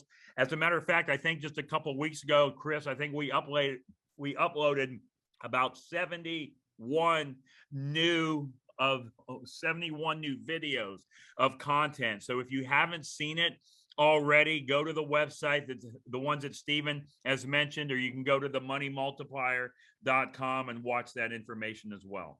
Absolutely. Yeah. So there you go, Elizabeth. We get that question all the time. So this is so great. Like, how much do you guys charge? Well, Brent just said it, nothing. We get paid by the insurance company. We get paid very little, but we just do this for thousands of people. So you'll never write a check to us. The only check you write is your deposit. And then Eric was asking, a lot of people ask this, is there a site they can go to create this spreadsheet? And I got good news for you. There is. What you do is you start your policy, you get the illustration from the insurance company, you get a program called Microsoft Excel, or now Google Docs, okay? And you just transport all the numbers from your illustration into the Excel sheet, and you have this. The only reason we did this is we've just stopped, we're kind of not showing insurance companies illustrations as much because we work with so many companies, they get a little bit upset if we show one of their companies and not the other. So we just do this and transport all the numbers. Andrew's actually created I don't know, some kind of coding. I don't know what those guys do, but he basically takes the numbers and it just pops it already over. And that's what our mapping team does. Or the other thing is don't go ahead, don't spend the time and energy to do that. You could start a policy with us and we'll do it all for you. We'll create your cash flow analysis. We'll do your map and we won't charge you a penny. And Andrew or any of the mapping team can do that for you. So that might be the easiest solution. So Steven, what do you think? You think we should get into some of these questions here? Yeah. Let's do it. All right. I'll just start at the top of the list here.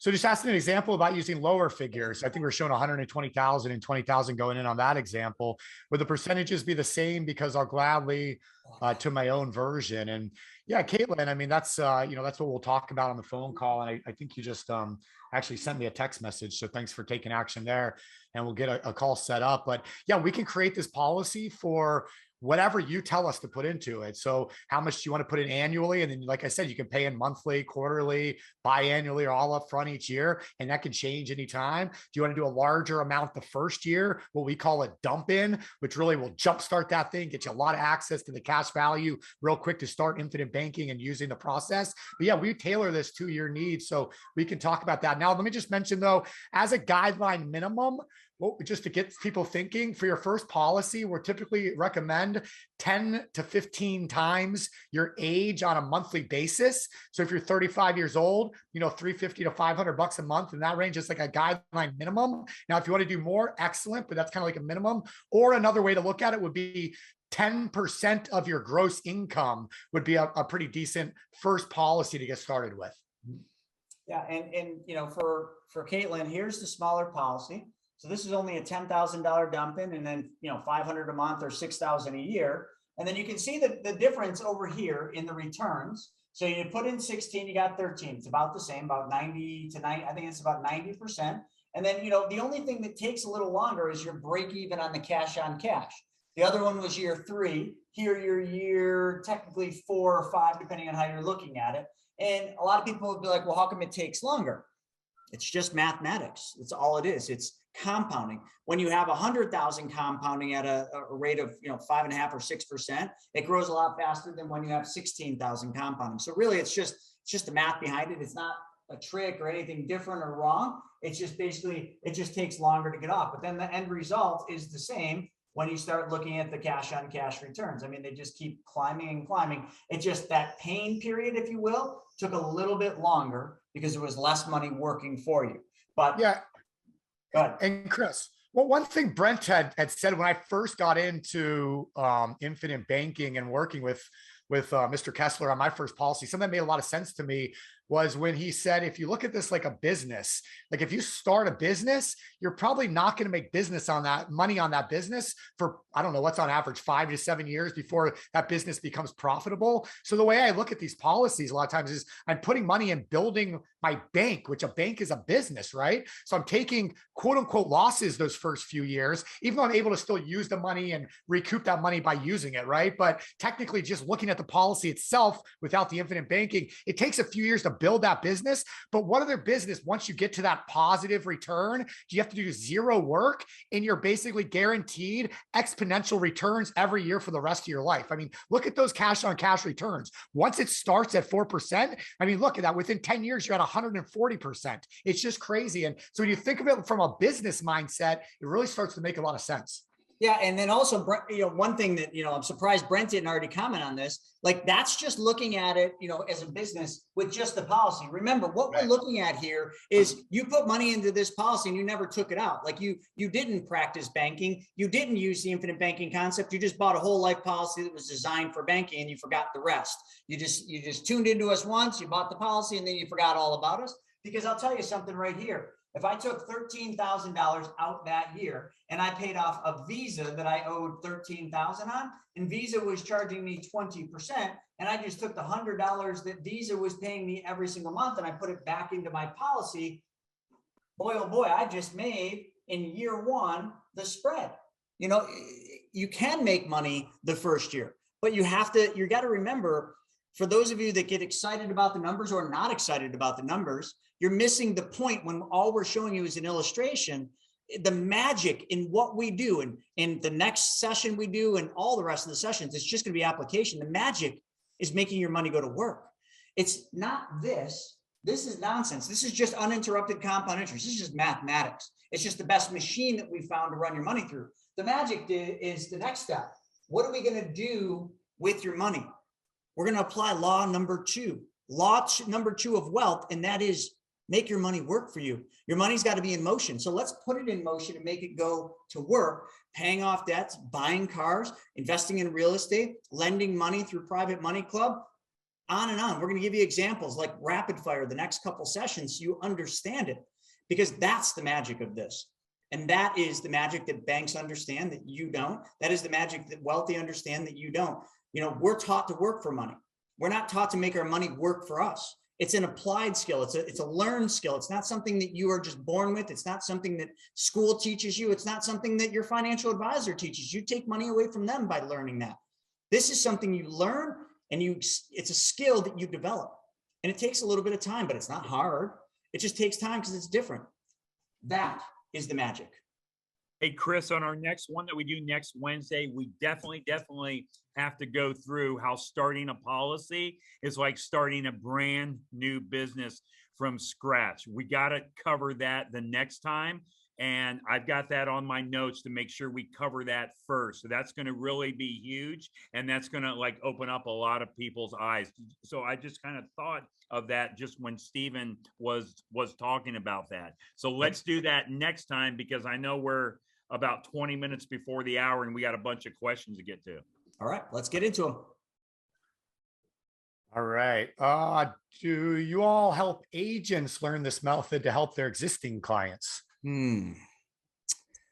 We never say that we don't, but we're not going to just hold your hand and do all the work for you. Obviously, this is what we do for a living, so it'd be the same as training our competition. But you're happy to join us for wealth webinars. You're happy to watch our 90-minute trainings. You're happy to watch all the videos that our mentors and our agents learn how to do it. Because listen, like all of us, everybody here at the Money Multiplier, we all come from an abundant mindset. We don't look at anyone else like Caleb or Wealth Without Wall Street or our competitors as competitors. We look at them as our helpers. Like we all work together. We're all solving people's problems, bringing this amazing concept that's been around forever to the light. So if you're one of the ones that wants to do this, but the one thing I would urge against is understand that you are going to take a severe commission cut. Do not bend the rules. Do not try to squeak out more commission because you'll give us all a bad name. You can learn from our methods. You can learn from our videos, and you can go out and help your clients in a tremendous way. The second you will put yourself in front of your clients' needs and goals, the second you put your commission as more important than your clients having more money, is the second you ruin this for every single person, because one bad apple ruins the whole bushel. So we do not train bad apples. We train people that want to go out and change other people's life, because the number one thing I can teach everybody, it's not this, it's nothing else. If everybody just applies one thing to their life, and that is they change why they do everything. If you do everything in your life to serve others, to solve other people's problems, to give to others, you will have more money than you will ever be able to spend.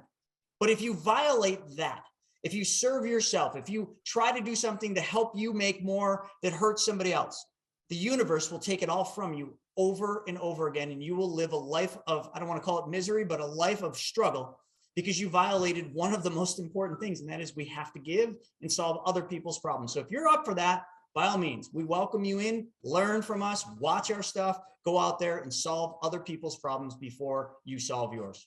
And then, Chris, I'll add one thing. So if there's any agent that wants to come on and be a part of our team, they have to go through the vetting process, and they have to be doing this in their own life, right? They have to be doing this and practicing this concept for themselves.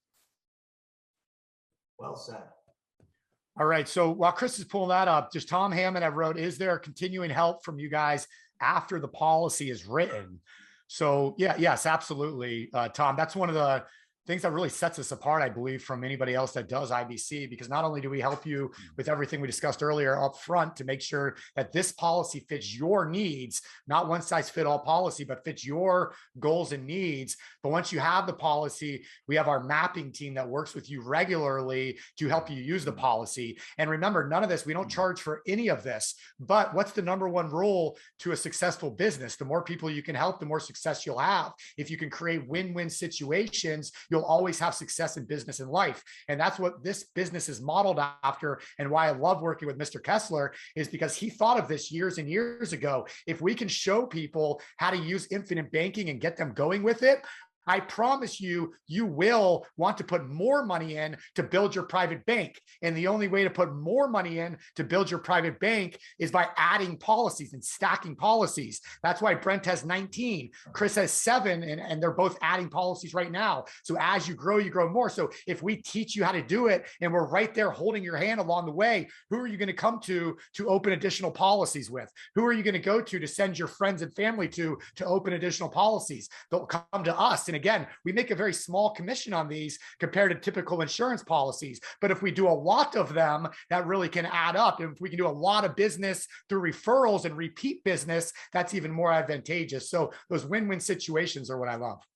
Yeah. And then I'll even add one point to that. I like to tell people that our job begins, our work like really begins once you put the policy in force, because that is what we do that is different and unique, is our servicing, our policy servicing. For example, the money multiplier map. That map is designed for you 2 to 3 times a year, every 4 to 6 months. And there is a specific mapping specialist that you will work with on our mapping team, and they will update that map. Not only do they do that, there's other tools as well, such as the money multiplier map and and the cash flow analysis. So yes, our work really begins once you put that policy in force. And also, just to be clear, that we are in every single state of the country. We're licensed in all 50 states.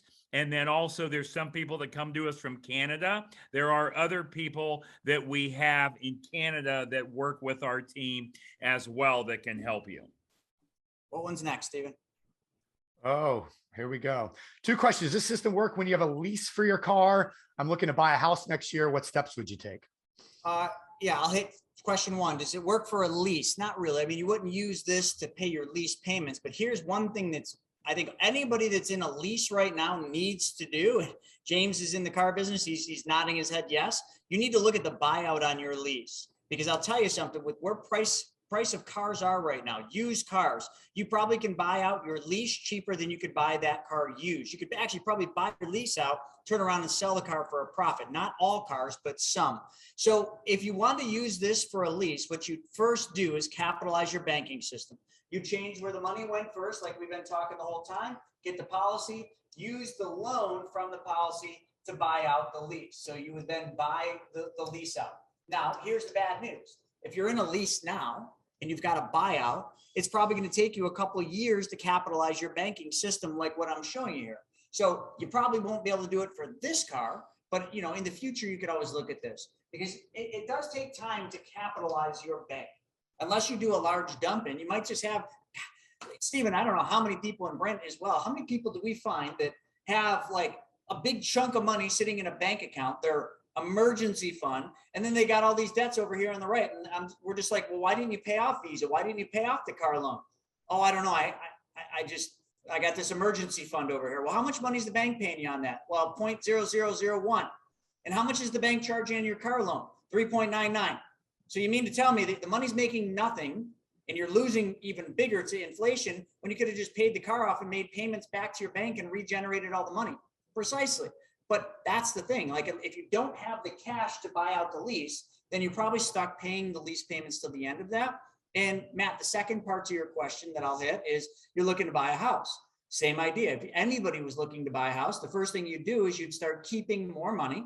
Saving is my word, is keep. You'd keep more money and start saving it to then buy the house with that money, because they ain't giving houses out for free and there's no 100% mortgages, at least that I know of.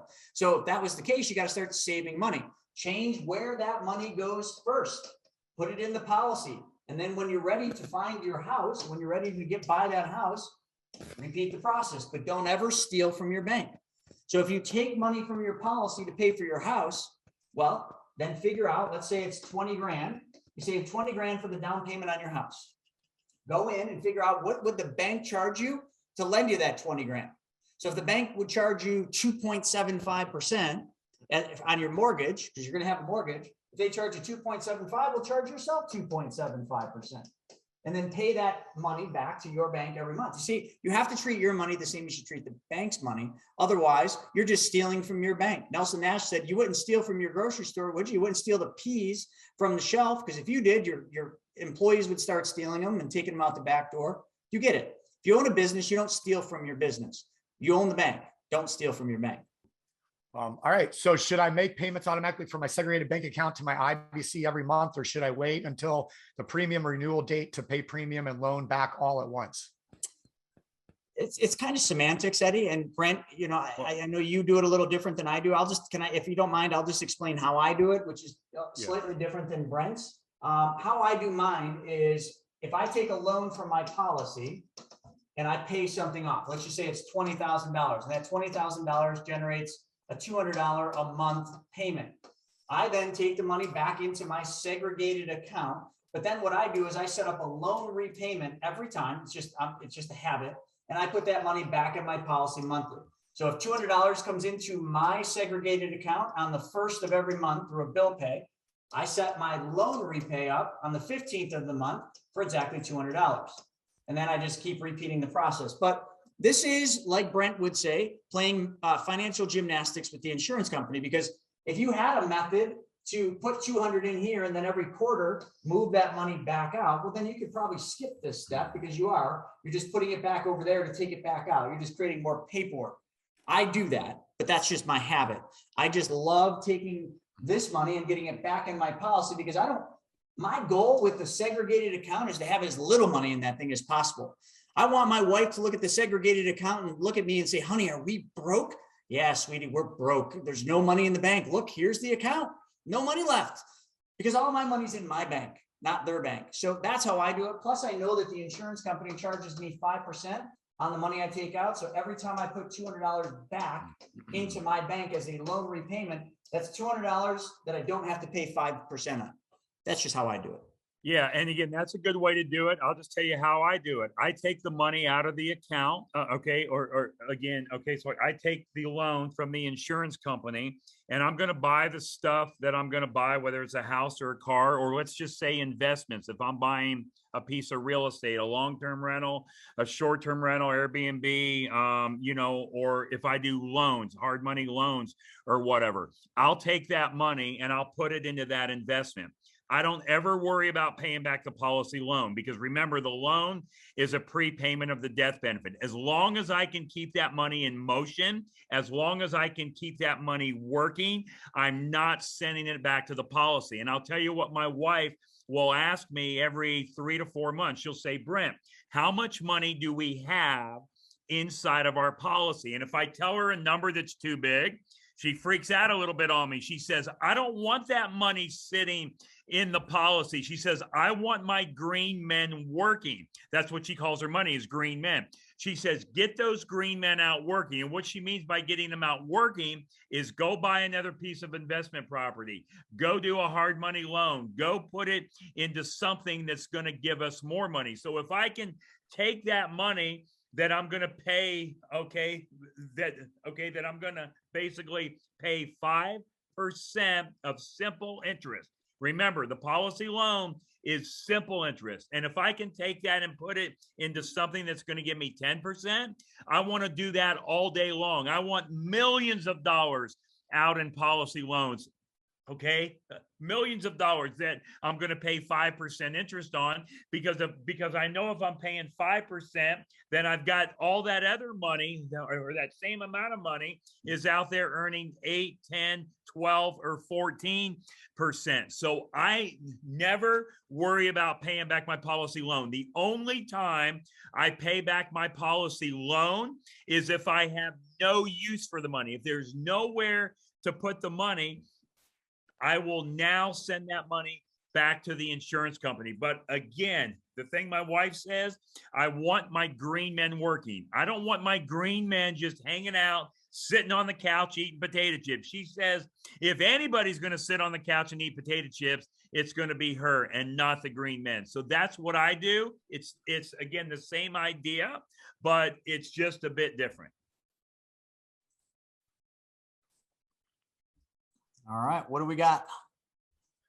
Oh, let's see. Inflation is reducing the value of the dollar. How well can this product help me keep value, or is crypto the best choice? Well, I'll make one comment on that. I don't know of another product, another vehicle on this planet that will hedge against inflation as putting your money into this whole life policy in a mutual company that pays dividends, that's specifically designed and engineered for high immediate cash value. Because what we're doing is we're putting in those good strong dollars today. Remember, a dollar is always more stronger today than it is in the future. Remember the thing I said earlier? I want you to think about how many candy bars you could buy 20 years ago for $1 and how many you can buy today. So what we're doing is we're putting those good dollars into the policy, and we are going to use those dollars today. Totally opposite than what you guys are doing in a 401k and IRA or qualified plan, because what you're doing is you're putting good dollars into those plans and you're going to wait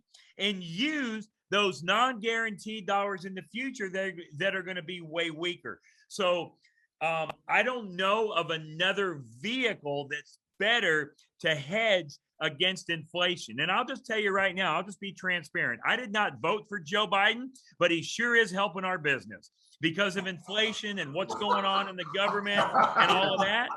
You know, he's helping us. We're busier than ever because of what's going on in the economic world. He is really helping what we're doing. So Chris, I'll let you comment. And I probably You just can't lost comment on all that. of my Democratic friends. Let me just add one thing. So, should I do this or should I buy Bitcoin? So, or, I think they said crypto. Should I do this to beat inflation or just keep putting money in crypto? Do both. Take and change where your money goes first, put it through your policy, take the money out of the policy, put it into crypto. There you go. Like, you get both. You get to make money on the policy, the spread, like we just showed you. Then you get to make or lose it in crypto. The choice is yours. You can do whatever you want. Crypto is not an inflation hedge. I've got news for you. I know that that's what they're talking about. That's what everybody keeps saying. I don't want to be rude, but like, look at it. Like, how is that an inflation hedge? The thing looks like this. This is what Bitcoin looks like. That's what it looks like. Hey, you can make a ton of money. Buy it here, sell it there. Buy it here, sell it there. Buy it here, sell it there. Buy it here, sell it there. Anyway, my drawings don't get any better than that, but like, that doesn't beat inflation, but moving your money does. So if you just make your money work for you, put it through the policy, move it out, make it go to work, buy cars, pay off your car loans, pay off your credit cards, buy Bitcoin and trade it, buy trade options, anything. But everybody is so into this. Crypto is the answer for everything. You know what crypto is going to be the answer for? I think in the long run, I think it's going to be a really good play. And just for the record, I buy crypto. I'm buying Bitcoin right now as it's going down. I'm buying Ethereum as it's going down. I dollar cost average in every week. So I just want everybody to know I invest in it, but I do it very different than you because I don't think it's going to the moon. I think it's just like any other investment. You got to understand the rules of investing. You got to buy low, sell high, and not lose money. If that's what you're doing with Bitcoin, crypto, shit coins, awesome. You're doing a good job. But the thing I would always pose to any crypto investor that thinks that that's the answer, you might be able to make it, but I challenge you this one thing, keep it.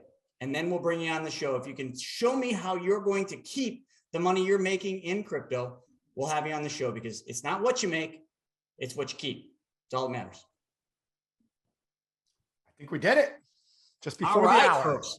We did it. And Brent, that was number 2. That was awesome. You got all riled up. It was freaking awesome. Let's go, Brandon. So who just posted that? Matt posted that. So yeah, you know what I might do, Brent, I never thought about that. We got to start being more grateful in what we do. And you made a comment there that I laughed at, but like, I got thinking about it. I think I'm going to go, I got little thank you cards in my office, and I think I'm going to write a thank you card to Joe Biden and the administration. And I'm going to thank them for helping our business. And I'm going to send it in with a BYOB little badge that we do. And just tell him to be his own bank, but he already knows because he's already doing this. So I just might do that. So thank you. Got to be grateful in these times. Thanksgiving's tomorrow, and it's time to be thankful. So you just brought up a very important point. Yeah, absolutely, guys. No, this was great. And, we got a few more of these coming. And yeah, so it's all about us just trying to help and serve you guys and give you the knowledge that's out there that so many people don't have, because who else is teaching this, Chris and Steven, besides us? I mean, who else is out there doing this? Who is traveling around the country, getting on Zoom calls, whatever that we're doing? That's all we want to do, is we want to teach you about money, how wealth works. I mean, look, so like I heard about this for the first time in 2006, and it was presented to me in kind of a hard, complicated way to understand. And I just wanted to break it down and make it simple. I just wanted to make it simple and easy to understand. And so I just became very passionate about it. As you know, my story, I heard about it in 06. I thought it was too good to be true. I never started until 2008. And then when I started doing this, I paid off a massive amount of debt, almost $1 million of debt in 3 years and 3 months. And I've been teaching this now around the country since March of 2012. So this coming March is my 10-year anniversary of teaching it. It's I started my first policy in February of 08, been teaching it since March of 2012. And I just get up every day, and I'm just so excited to share this with people because they don't know it. I mean, all the places we go, all the places I travel to, all the audiences that I speak to, hardly ever, ever, ever do I even find somebody that's even heard of this. I mean, even you, Chris, a financial advisor for 14 years with New York 16. Life, 16 years, a stockbroker, you know, and the first time that someone told you about me, you know, it was a guy named Mike in Salt Lake City and said, hey, man, you got to look at this. And you said, Mike, that guy's lying to you. That Brent's lying to you. There's no way that can work. Well, And like, Mike said, well, it that does. way, I've been Phil, doing it for a few years. And then you just opened it up and had an open mind. That's all we ask. You have an open mind. We're not trying to convince you of anything. We're just showing you how it really works. Don't take our word for it. Go out and do the research. Look and see what the wealthy have been doing for over 200 years. That's all we're doing. We're just going to mimic and imitate exactly what the wealthy do. And so anyway, I say this all the time. I say, look, all of us have the same financial tools, access to the same financial tools as the super wealthy. That's it, right? We all have the same tools. The difference between them and us is they use the tools differently than we do. And now that I know how to play the game, I'm just playing the same game that they've been playing for 200 years. I'm not reinventing the wheel. I'm not changing. Hell, I didn't invent any of this stuff. The guy R. Nelson Nash didn't invent this stuff. You right? All we're doing is using the tools that the wealthy have. And I see Warren Buffett behind you. And my favorite quote that I heard Warren Buffett say back in October of 2008. Now it's not that quote, but here's what I heard him say. I heard Warren Buffett say, if poor people would just start doing what rich people do, they wouldn't be poor anymore. I'm going to say it one more time. If poor people would just start doing what rich people do, they wouldn't be poor anymore. How much sense does that make? All we need to do is start implementing the truths and the concepts about money that the rich have been doing for over 200 years. The Rockefellers, the Rothschilds, the Morgans, the Stanleys, the Barclays. Go look up and see how Walt Disney built Disneyland. Go look and see how Ray Kroc funded McDonald's. Go see how Pampered Chef got started. Go look at Joe Biden. There's an article of July of 2014. Joe Biden, July of 2014, owns six whole life insurance policies in a company that we write business with. Who knows how many he has now? But in 2014 of June, he had 6. So all we're going to do is do what they do. And the last thing I'll just say about, okay, the whole thing with Joe Biden is Joe Biden says, I have no stocks, I have no bonds, I have no savings account. Joe Biden said in that article of June of 2014, I store my money inside of my whole life policies. He told you that. He has 6 whole life policies in a company that we do business with. So we're just going to mimic what the wealthy have been doing for 200 plus years. Do you think he remembers that he has 6 of those policies? Just asking. I'm hoping he has more. You know, really. Oh my God. All right, folks, that's a wrap for Wealth Webinar. I've got one treat for all of you at the end here, just a video. Now, all of you know that this video didn't cost you anything but your time. And there's an important thing. A lot of people will take free, knowledge, but never do anything with it. So all along, Stephen's been posting the link. If any of you have questions, if you think this is the right fit for you, then please schedule a call with Stephen. We always mandate it's a prerequisite. You have to watch the 90-minute video that I had to watch, the 90-minute video that Stephen and Joseph and James and Andrew all had to watch first before the call. But we put that up there. Stephen will post it one last time. And with that being said, Brent, thank you as always for your time. Stephen, thank you. And I'm just going to play a video to close this thing down. And I hope you guys all enjoy it because this is all about free knowledge. And you guys can take this all the way to the bank. Happy Thanksgiving, everyone. All right, so if this is what the markets are going to do, we were here and it ended up down here and you lost all that money and now you're up here at the top again. Like this is what you really should be paying attention to. Look at this. These are the facts. This is what's going to happen. The market doesn't always go up. The market goes up, down, up, down. You just aren't seeing it. This is how you make money. Right here. You use your 401k. You don't have to work any harder. You don't have to work any longer. You don't even have to take on any risk. It's all about you making your money work for you. You guys aren't even freaking listening. Nobody's even paying attention. I mean, are you serious? Not even the camera guy's paying attention to me right now. You know, that's it. Oh, this is gonna be epic. And then the purple unicorn began dancing with the Easter bunny, and that's how unicorn bunnies became. Boom. You guys aren't even paying attention. Come on, listen. Nobody ever values anything that's free. So here's what I'm gonna do. All right, everybody, give me your money. You guys are gonna pay attention, and I'm gonna take your money so that you do pay attention. So, back to what I was talking about. If you just use your 401k to pay off your credit card debts, you can recycle and recap. Yes, Andrew, you have a question? What's up with the unicorn and the rabbit? That's for me to know and you to find out. Back to what we're talking about.